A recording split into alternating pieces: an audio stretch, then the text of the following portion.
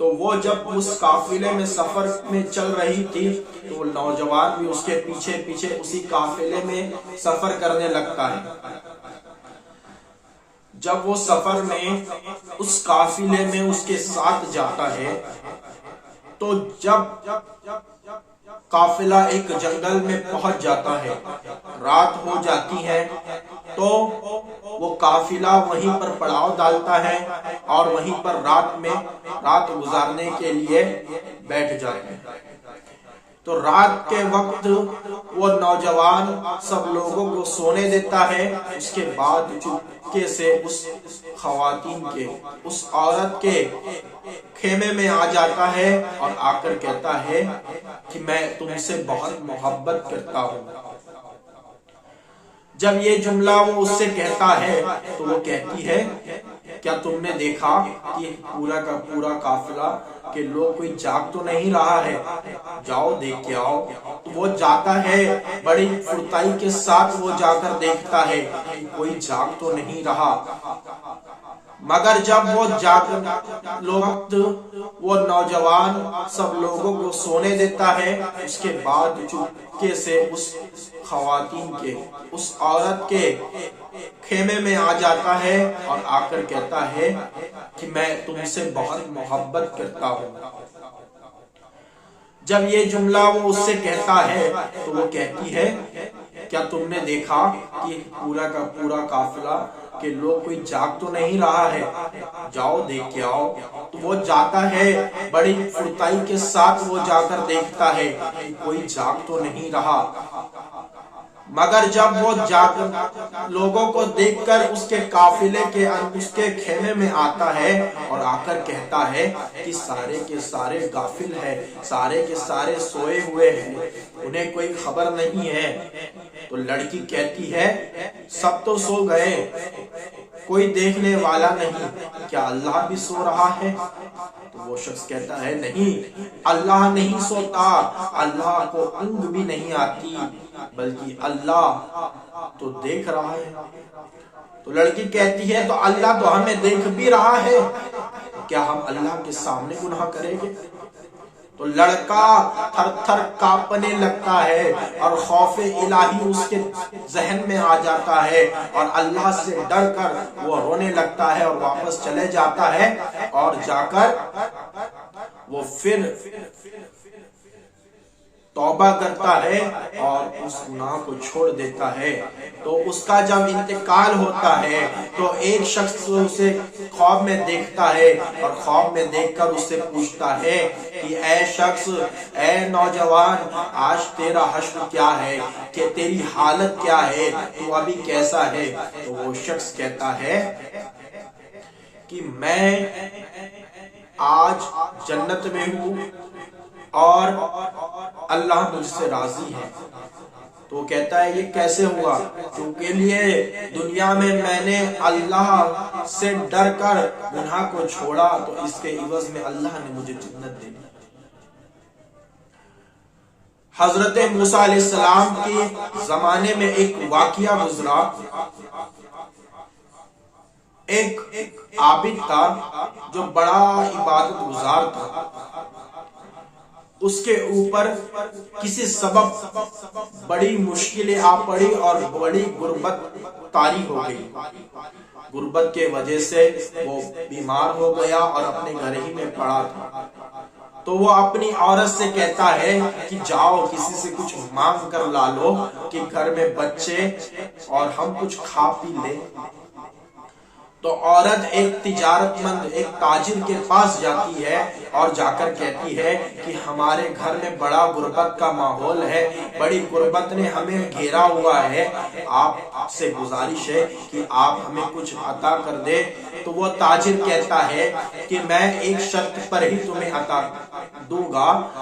تو وہ کہتی ہے کہ جی کہیے۔ تو وہ کہتا ہے کہ میں تمہیں تبھی دوں گا جب تم میرے ساتھ ایک رات بتاؤ۔ تو وہ کہتی ہے کہ میں ایسا نہیں کر سکتی اور وہ واپس چلے جاتی ہے۔ جب وہ واپس جاتی ہے تو پھر دوسرے گھر جا کر دیکھتی ہے تو بچے دوڑتے ہوئے آتے ہیں اور ماں کو دیکھتے ہیں کہ خالی ہاتھ آئی ہے، تو بچے پھر رونے لگتے ہیں، چلانے لگتے ہیں۔ تو پھر عورت بچوں کی شکل کو دیکھ کر واپس جاتی ہے اور تاجر سے سوال کرتی ہے۔ تاجر کہتا ہے کہ اب بھی وہی سبب ہے، اب بھی وہی شرط ہے، اگر تو وہ شرط پوری کر دے تو میں تجھے کچھ انعام دے دوں گا، تجھے اناج دے دوں گا۔ تو وہ کہتی ہے ہاں میں راضی ہوں۔ وہ راضی ہو جاتی ہے اور چلے جاتی ہے۔ تو تاجر کہتا ہے، اب وہ ایک کمرے میں آ جاتی ہے، اس کے بعد تاجر کہتا ہے کہ اے عورت، تو اتنا تھر تھرا کیوں رہی ہے، تو اتنا کانپ کیوں رہی ہے؟ تو وہ اس سے کہتی ہے، وہ اس سے عرض کرتی ہے کہ میں اس لیے ڈر رہی ہوں، ابھی تو کوئی نہیں دیکھ رہا۔ تاجر کہتا ہے کہ ابھی تو کوئی نہیں دیکھ رہا، یہاں کوئی موجود نہیں ہے، تم اور ہم ہی ہو، تو پھر تم اتنا خوف کیوں کر رہی ہو، تم اتنا ڈر کیوں رہی ہو، تم اتنا کانپ کیوں رہی ہو؟ تو وہ کہتی ہے کہ تم یہاں پر کوئی تو نہیں، یہاں پر میرا اللہ تو دیکھ رہا ہے، میں اس اللہ سے ڈر رہی ہوں جس نے تجھے اور مجھے پیدا کیا ہے۔ تو تاجر کہتا ہے، اتنی غربت تجھ پر طاری ہے، اتنی تو تنگدست ہے، پھر بھی تو اللہ سے اتنا ڈرتی ہے، اور میرے پاس سب کچھ ہو کر میں اللہ سے نہیں ڈرتا۔ تو وہ کہتا ہے، آج میں توبہ کرتا ہوں۔ اس سچویشن کے وجہ سے وہ توبہ کر لیتا ہے، اور توبہ کر کے وہ اس گناہ سے چھوڑ دیتا ہے اور اسے بہت سارا مال دے کر روانہ کر دیتا ہے۔ تو حضرت موسیٰ علیہ السلام پر اللہ تبارک و تعالیٰ کی وحی نازل ہوتی ہے کہ اے موسیٰ، تیرے علاقے میں ایک ایسا شخص ہے جس نے توبہ کر لی ہے، اے موسیٰ اس کو جا کر کہو کہ اللہ نے اسے بخش دیا۔ تو موسیٰ علیہ السلام اس شخص کے پاس جاتے ہیں اور جا کر کہتے ہیں کہ اے شخص، تو نے ایسا کون سا بڑا کام کیا جس کے سبب اللہ نے تجھے بخش دیا؟ تو وہ کہتا ہے کہ اے موسیٰ، میں نے کچھ نہیں، بس ایک عورت کے ساتھ ایسا میرا ذہن تھا، مگر اللہ کا خوف مجھ پر اور اس عورت کے کہنے پر اتنا مجھ پر طاری ہوا کہ میں نے گناہ کو چھوڑ دیا، تو اللہ نے مجھے بخش دیا۔ تو آج ہم سوچئے تو صحیح کہ اللہ تبارک و تعالی ہمیں اپنی وہ جو کام ہم کرتے ہیں، جو ہم گناہ کرتے ہیں، آج ہم لوگوں سے ڈر کر گناہ کرتے ہیں۔ مجھے بتائیے، تنہائی میں جو گناہ کرتے ہیں، کیا تمہیں تمہارا خدا نہیں دیکھتا؟ کیا ہمیں ہمارا خدا نہیں دیکھتا کہ ہم اس تنہائی میں کیا کر رہے ہیں، ہم کس گناہوں میں مبتلا ہے؟ اللہ تبارک و تعالی ہر وقت ہر گھڑی ہم پر نظر اس کی موجود ہے، وہ ہمیں ہر وقت دیکھ رہا ہے، وہ ہر جگہ موجود ہے، پھر بھی ہم گناہ کرتے جاتے ہیں، پھر بھی رب تعالیٰ کی ہم نافرمانی کرتے ہوئے نظر آتے ہیں۔ کیوں ہم اس رب سے نہیں ڈرتے؟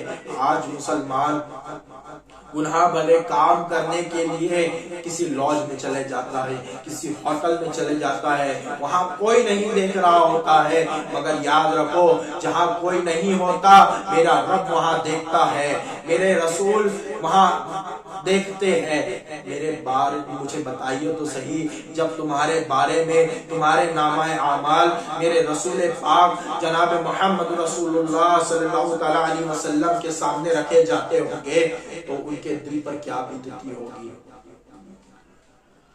ہم اس رسول کے ماننے والے ہیں جس رسول نے ہمارے لیے اپنی زندگی میں اتنے تکلیفیں اٹھائی، ہم اس نبی کے ماننے والے ہیں۔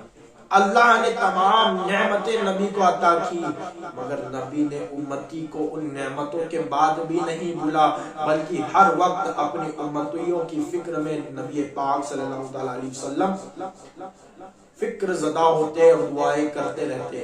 پر امت آج نبی پاک صلی اللہ علیہ وسلم کے دکھائے ہوئے راستے پر چلنے کے بجائے غیروں کے راستے پر چلتی ہوئی نظر آ رہی ہے۔ آج مسلمانوں کو کہا جائے کہ اللہ کے لیے کچھ کرو تو وہ کہتے ہیں ہمارے پاس وقت نہیں ہے، مگر سوشل میڈیا پر 2 گھنٹے 3 گھنٹے 4 گھنٹے برباد کرتے ہوئے نوجوان نظر آتے ہیں۔ مجھے بتائیے کیا یہی تمہارا عمل ہے؟ کیا یہی تمہارا کام ہے؟ یا کیا یہی تمہارا طریقہ ہے؟ تمہیں تو چاہیے تھا کہ جو وقت ملے تم اللہ کی فرما برداری میں لگا دو، اللہ کے لیے، اس کے دین کے لیے کچھ کام کرنے میں لگا دو، مگر ہم وہ ہے کہ ہم اللہ تبارک و تعالیٰ کو راضی کرنے کے بجائے، اللہ تبارک و تعالیٰ سے ڈرنے کے بجائے دوسروں کو راضی کرنے میں لگے ہیں اور دوسروں سے ڈرنے میں لگے ہیں۔ جب تک تم دنیا کے لوگوں سے ڈرتے رہو گے، دنیا کو راضی کرنے میں لگے رہو گے، تب تک دنیا تمہارے قدم میں نہیں آئے گی، بلکہ جب تم اللہ کو راضی کرو گے اور اللہ سے سچی اور پکی محبت رکھو گے تو انشاءاللہ تبارک و تعالی دنیا تمہارے سامنے جھکتی نظر آئے گی۔ آج کہتے ہیں حضرت سید بابا تاج الدین رحمت اللہ تعالی علیہ کے مزار پر آپ جا کر دیکھو، لاکھوں کے لاکھوں لوگ وہاں پر آتے ہیں، چادر چڑھاتے ہیں اور وہاں پر بیٹھتے ہیں۔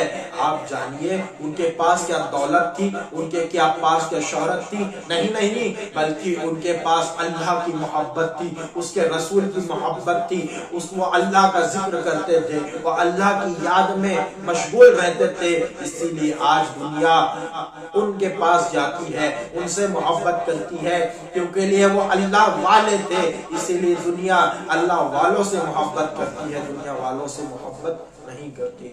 وآخر دعوانا ان الحمدللہ۔